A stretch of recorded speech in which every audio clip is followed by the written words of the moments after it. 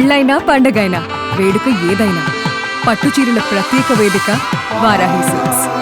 Telangana assembly speaker గడ్డం ప్రసాద్ సంచలన నిర్ణయం తీసుకున్నారు. పార్టీ ఫిరాయింపు కేసులో దానం నాగేందర్, కడియం శ్రీహరికి స్పీకర్ ఊరటనిచ్చారు. 2 పిటిషన్లను కూడా డిస్మిస్ చేశారు స్పీకర్. మొత్తం 10 మంది ఎమ్మెల్యేలపైన బీఆర్ఎస్, బీజేపీ వేసినటువంటి పిటిషన్లను డిస్మిస్ చేశారు సభాపతి. దానం నాగేందర్తో పాటుగా కడియం శ్రీహరి వీళ్ళిద్దరూ బీఆర్ఎస్ వాళ్లే అంటూ కూడా తీర్పునివ్వడం జరిగింది. ఈ నెల 12న ఎమ్మెల్యేల అనర్హత పిటిషన్లపైన సుప్రీంకోర్టులో విచారణ జరగనుంది. అయితే స్పీకర్ నిర్ణయంపై బీఆర్ఎస్ అసంతృప్తి వ్యక్తం చేస్తున్న పరిస్థితులు కనబడుతున్నాయి. కళ్ల ముందు ఆధారాలున్నా స్పీకర్కు కనిపించడం లేదనేది మాత్రం బీఆర్ఎస్ విమర్శిస్తున్నటువంటి పరిస్థితులు కనబడుతున్నాయి. ఇక ఇదే అంశానికి సంబంధించి మరింత సమాచారం మా ప్రతినిధి వెంకట్ అందిస్తారు.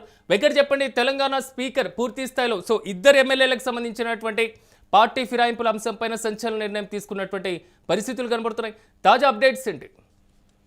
సిరాజ్, తెలంగాణ రాజకీయాల్లో గత 6 నెలల నుంచి కూడా వ్యవహారం అనేది సంచలనంగా మారుతూ వస్తుంది. అది ఎప్పుడైతే సుప్రీంకోర్టుకు వెళ్లారో ఆ తర్వాత సుప్రీంకోర్టు కూడా విచారణ వేగవంతం చేయాలి, 4 వారాల్లో దీనికి సంబంధించి క్లారిటీ ఇవ్వాలని చెప్తూ వస్తుందో ఈ నేపథ్యంలోనే అటు స్పీకర్ ఏ నిర్ణయం తీసుకుంటారు ఏంటి అంటే సాధారణంగా ఇటువంటి అసెంబ్లీ స్పీకర్ పరిధిలో ఉంటాయి కాబట్టి దీనికి సంబంధించి ఏ నిర్ణయం తీసుకుంటారు ఏంటనే దానికి సంబంధించి క్లారిటీ లేదు.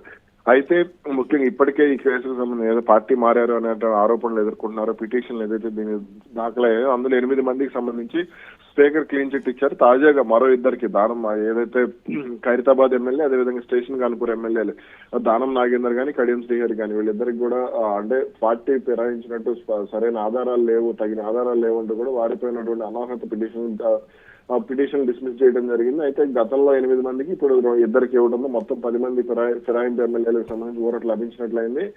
మార్చి 12 లోపు ఈ పిటిషన్లపై నిర్ణయం తీసుకోవాలని సుప్రీంకోర్టు ఆదేశించినటువంటి నేపథ్యంలోనే ఒక రోజు ముందుగా స్పీకర్ ఈ నిర్ణయం తీసుకున్నారు. అయితే దానం నాగేందర్ బీఆర్ఎస్ ఎమ్మెల్యేగా ఉండి కాంగ్రెస్ తరఫున సికింద్రాబాద్ ఎంపీగా పోటీ చేసినప్పటికీ కూడా సాంకేతిక కారణాల వల్ల అనర్హత నుంచి తప్పించుకోవడం జరిగింది. అదేవిధంగా కడియం శ్రీహరి తన కుమార్తె కడియం కావ్య వరంగల్ ఎంపీగా పోటీ చేశారు. ఆ సమయంలో ఆయన కాంగ్రెస్ తరఫున ప్రచారం కూడా చేశారు. అయితే దీనికి సంబంధించి విచారణ జరిపి చివరికి పిటిషన్ కూడా కొట్టివేయడం జరిగింది.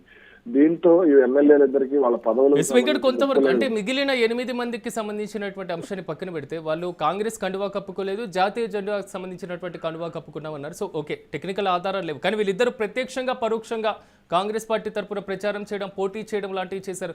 అంటే దీనికంటే బలమైనటువంటి ఆధారాలను స్పీకర్ దేని పరిగణలోకి తీసుకున్నారు అనుకోవచ్చు.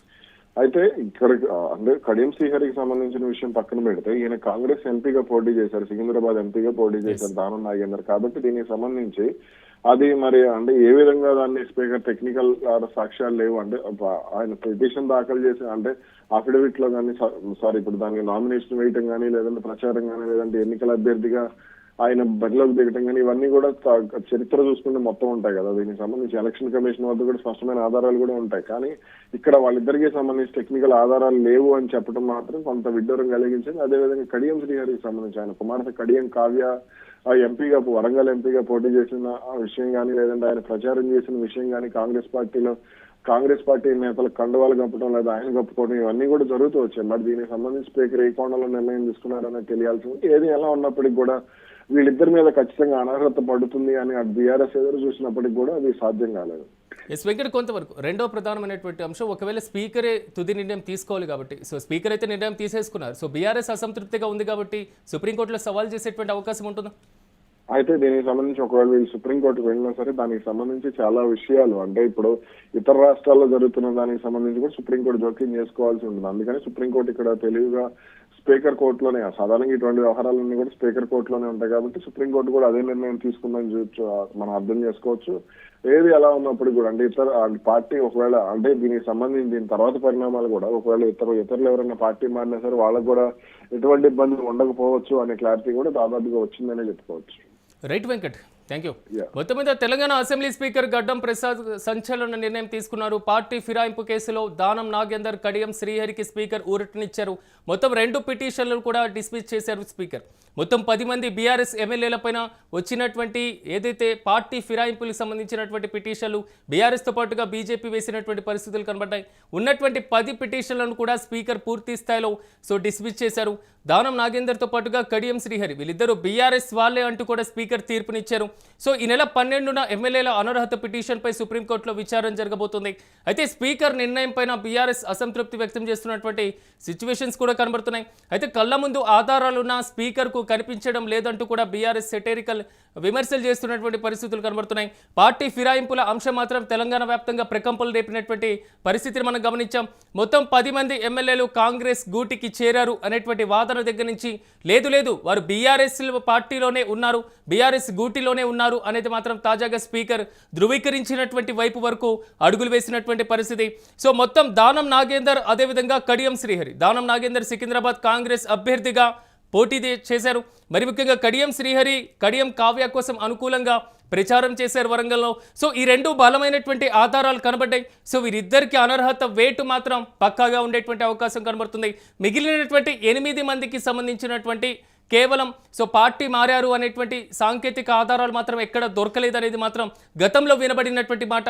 కానీ ఈ ఇద్దరు కూడా అనర్హత వేటు నుంచి తాజాగా ఊరట లభించిందనేటువంటి అంశం మాత్రం కొంతవరకు ఉపశమనం కలిగిస్తుంది ఆ నేతలకు. కానీ బీఆర్ఎస్ పార్టీ మాత్రం దీనిపైన చాలా అసంతృప్తిగా ఉన్నట్లుగా వ్యక్తమవుతున్నాయి. మరి ముఖ్యంగా ఈ నెల 12న సుప్రీంకోర్టులో ఈ అంశం పైన విచారణ జరుగుతుంది కాబట్టి ఆ విచారణలో సుప్రీంకోర్టు ఎలాంటి అంశాలు పరిగణలోకి తీసుకుంటుంది. ఇప్పటికే సుప్రీంకోర్టు పలు దఫాల్లో స్పీకర్కు గైడ్లైన్స్ ఇవ్వడం జరిగింది. ఎమ్మెల్యేల ఫిరాయింపులకు సంబంధించినటువంటి అంశం పదే ఎక్కువ కాలం పాటు నాంచకుండా త్వరగా నిర్ణయం తీసుకోవాలని సుప్రీంకోర్టు కూడా పలు సందర్భాల్లో చెప్పినటువంటి పరిస్థితులు కూడా మనం చూసాం. కానీ ఈ నెల 12న జరగబోయేటువంటి విచారణకు ముందే స్పీకర్ తాజాగా నిర్ణయం తీసుకోవడం మాత్రం కొంతవరకు ప్రకంపనలు రేపుతున్నటువంటి పరిస్థితులు కనబడుతున్నాయి. కానీ 2 పిటిషన్లను కూడా డిస్మిస్ చేసి 2 సభ్యులు బీఆర్ఎస్ సభ్యులే అని చెప్పినటువంటి పరిస్థితులు కూడా మనం చూసాం. కానీ ముందు నుంచి మొత్తం హైడ్రామానే కొనసాగుతూ వచ్చింది పార్టీ ఫిరాయింపులకు సంబంధించినటువంటి ఎమ్మెల్యేల వ్యవహారం.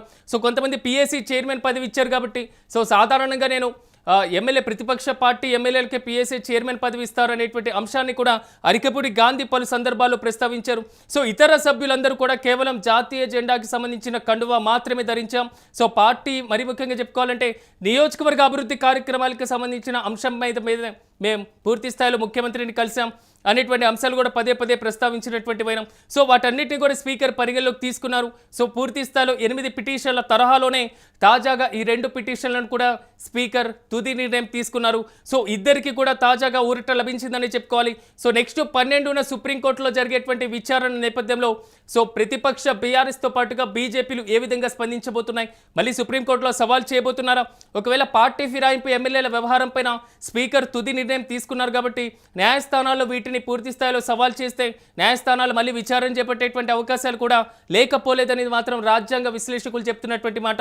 మొత్తం మీద చూడాలి, తెలంగాణలో పార్టీ ఫిరాయింపు ఎమ్మెల్యేలకు సంబంధించినటువంటి వ్యవహారం అయితే మాత్రం ఈ రోజుతో ఒక పెద్ద పులిస్టాప్ పడిందని చెప్పుకోవాలి స్పీకర్ కోర్టులో. నెక్స్ట్ ఈ బంతి మొత్తం సుప్రీంకోర్టు వద్దకు చేరేటువంటి పరిస్థితులు అయితే తాజాగా కనబడుతున్నాయి. తెలంగాణ అసెంబ్లీ స్పీకర్ గడ్డం ప్రసాద్ మాత్రం తాజాగా సంచలన నిర్ణయం తీసుకున్నారు. పార్టీ ఫిరాయింపు కేసులో దానం నాగేందర్తో పాటుగా కడియం శ్రీహరికి స్పీకర్ ఊరటనిచ్చారు. 2 పిటిషన్లను కూడా డిస్మిస్ చేశారు స్పీకర్. ఈ నేపథ్యంలో మొత్తం 10 మంది ఎమ్మెల్యేలపై వచ్చినటువంటి ఫిర్యాదులన్నీ కూడా డిస్మిస్ చేసినటువంటి పరిస్థితులే కనబడుతున్నాయి. బీఆర్ఎస్తో పాటుగా బీజేపీ వేసినటువంటి పిటిషన్లను కూడా స్పీకర్ తోసిపుచ్చడం జరిగింది. దానం కడియం వీరిద్దరు బీఆర్ఎస్ సభ్యులే అంటూ వీరిద్దరితో పాటుగా ముందుగా ఏదైతే డిస్మిస్ చేసినటువంటి 8 పిటిషన్లు కలిపి 10 మంది ఎమ్మెల్యేలు కూడా బీఆర్ఎస్ గూటీలోనే ఉన్నారనేది మాత్రం క్లియర్ కట్గా చెప్పారు. గత 8 మందిలో కూడా పూర్తి స్థాయిలో ఒకసారి మనం చూసుకున్న పటాన్ చెరువు ఎమ్మెల్యే గురించి గూడెం మహిపాల్ రెడ్డి వ్యవహారం కూడా ఆయన కాంగ్రెస్కి దగ్గరయ్యారు. మళ్ళీ సొంత గూటికి నేను వచ్చేసానన్నారు. మున్సిపల్ ఎన్నికల్లో బీఆర్ఎస్ అభ్యర్థుల గెలుపు కోసం ఆయన కష్టపడి బీఆర్ఎస్ దగ్గర మళ్ళీ చేరిపోయినటువంటి సిచ్యువేషన్స్ కనబడుతున్నాయి. మరి ఈ మిగిలినటువంటి ఎమ్మెల్యేలందరూ కూడా బీఆర్ఎస్ వైపే అడుగులు వేసి మళ్ళీ పూర్తి స్థాయిలో అసెంబ్లీలో వారి సిట్టింగ్ స్థానాలు కూర్చుంటారా? 2 బీఆర్ఎస్ కార్యకలాపాల్లో పార్టిసిపేట్ చేస్తారా? తెలంగాణ భవన్కు వెళ్తారా అనేటువంటి రకరకాల ఊహాగానాలు కూడా భారీగా వ్యక్తమవుతున్నటువంటి పరిస్థితి. కానీ 12న జరిగేటువంటి సుప్రీంకోర్టు విచారణలో తేలేటువంటి అంశం పైన మాత్రమే వీరి భవితవ్యం ఆధారపడి ఉందనేది మాత్రం చాలా స్పష్టంగా అర్థమవుతుంది.